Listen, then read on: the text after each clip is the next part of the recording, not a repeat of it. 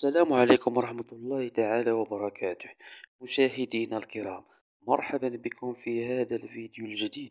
موعد وتوقيت مباراة الكوكب مراكشي وأولمبيك خريبكا في الجولة 19 من البطولة الاحترافية إنوي القسم الثاني، والقنوات الناقلة للمباراة.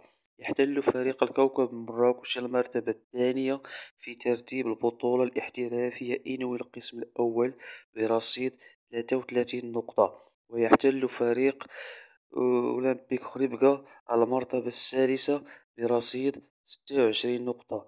وسيواجه فريق الكوكب المراكشي فريق أولمبيك خريبكا في الجولة 19 من البطولة الاحترافية إنوي القسم الثاني يوم الأحد 3 مارس 2024 في حدود الساعة الثالثة زوالا بالتوقيت المغربي على ملعب الكبير بمراكش.